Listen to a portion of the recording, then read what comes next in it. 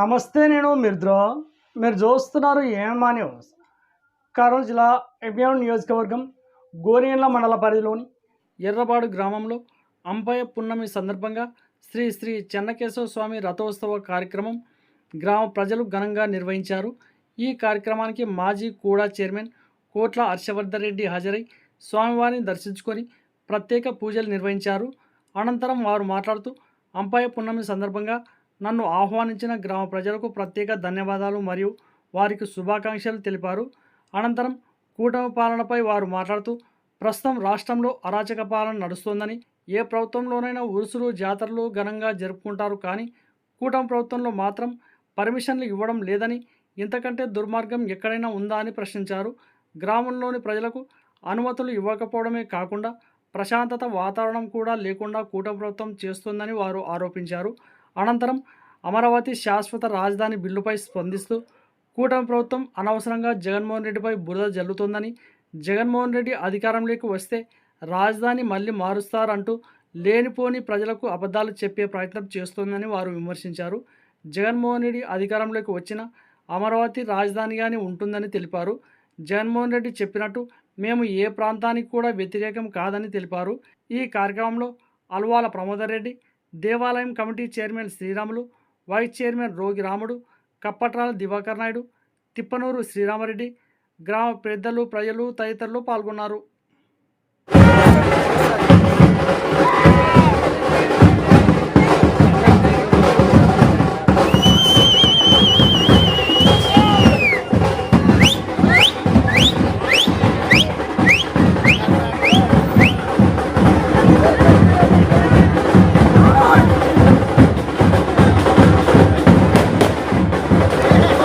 అంపయ్య పున్నమి సందర్భంగా ఎర్రబాడు గ్రామంలో జరిగే ఈ రథోత్సవం కార్యక్రమానికి హాజరయ్యే అవకాశం కల్పించినందుకు ఆ చెన్నకేశ్వర స్వామికి పాదాభివందనాలు తెలియజేసుకుంటూ, ఈ గ్రామస్తులందరికీ కూడా అంపయ్య పౌర్ణమి శుభాకాంక్షలు తెలియజేసుకుంటూ, ప్రభుత్వ పాలన ఎలా ఉంది అంటే చివరికి తిరునాళాలు వాళ్ళు చెప్తే జరుపుకోవాలి, లేదంటే లేదనే పరిస్థితికి వచ్చింది. అంత దుర్మార్గంగా ఉంది. అంటే ఆఖరికి దేవుణ్ణి కూడా వాళ్ళు వదిలిపెట్టట్లేదు.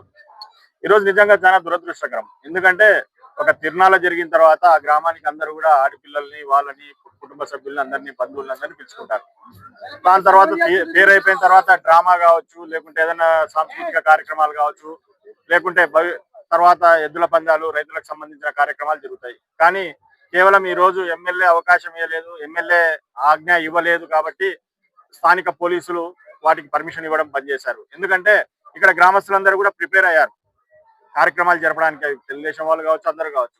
మళ్ళీ ఎందుకో ప్రభుత్వం అనేది ఏ రకంగా నడుస్తుందో దీన్ని బట్టి అర్థమవుతుంది. ఏం లేదు, ప్రతిదీ డైవర్షన్ పాలిటిక్సే. ఏదైనా కూడా అభివృద్ధి చేశామని చెప్పుకోవడానికి వాళ్ళ దగ్గర ఏ కార్యక్రమం కూడా లేదు. కేవలం జగన్మోహన్ రెడ్డి గారిని నిందించడము, జగన్మోహన్ రెడ్డి గారి వ్యక్తిత్వాన్ని హననం చేయడము, అదేవిధంగా ప్రజలను మభ్యపెట్టడం తప్ప ఏ రకమైనటువంటి వాళ్ళు చేసిన ఘనకార్యం అయితే ఏది కూడా లేదు. అమరావతి శాశ్వత రాజధాని చేయాలంటే పార్లమెంట్ లో చట్టం చేస్తారు.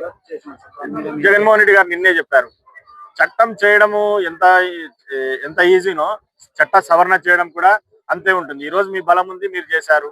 రేపు పొద్దున నిజంగా కూడా జగన్మోహన్ రెడ్డి గారు చెప్పే దాంట్లో సవరణ చట్టం గురించి పక్కన పెడితే, జగన్మోహన్ రెడ్డి గారు చెప్పిన దాంట్లో ఈ రోజు రాష్ట్ర రాజకీయ ఆర్థిక పరిస్థితి ఎంత ఇబ్బందికరంగా ఉందో ప్రతి ఒక్కరికి తెలుసు.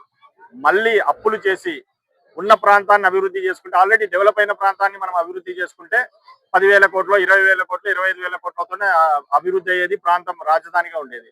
ఈ రోజు దాదాపు 2 లక్షల కోట్లు మళ్ళీ అప్పులు తెచ్చి, అంటే ఈ రోజు ఏ ఒక్క సంక్షేమ కార్యక్రమం ఇవ్వట్లేదు, ఏ రకమైనటువంటి అభివృద్ధి లేదు, లేకుండా మళ్ళీ 2 లక్షల కోట్లు అప్పు చేసి కేవలం వాళ్లకు కావాల్సినటువంటి ప్రాంతాన్ని, ఏదైతే వాళ్ళు అక్కడ భూములు కొనుక్కున్నారో తెలుగుదేశం పార్టీ నాయకులు, ఇన్సైడ్ ట్రేడింగ్ ఎప్పుడైతే జరిగిందో 2014 నుంచి 19 మధ్యన ఏదైతే ఇన్సైడర్ ట్రేడింగ్ జరిగిందో దాన్ని బేస్ చేసుకొని అక్కడ డెవలప్మెంట్ చేసి వాళ్ళ భూములకి డబ్బులు ఎక్కువ ధరలు వచ్చే విధంగా వాళ్ళు ఈ కుట్రలు పని దాని నెపాన్ని జగన్మోహన్ రెడ్డి మీద, అంటే మళ్ళీ రేపు జగన్మోహన్ రెడ్డి గారు వస్తే మళ్ళీ దాన్ని తప్పకుండా మళ్ళీ తీసేస్తారు కాబట్టి మేము ఈరోజు చట్టం చేస్తున్నారని.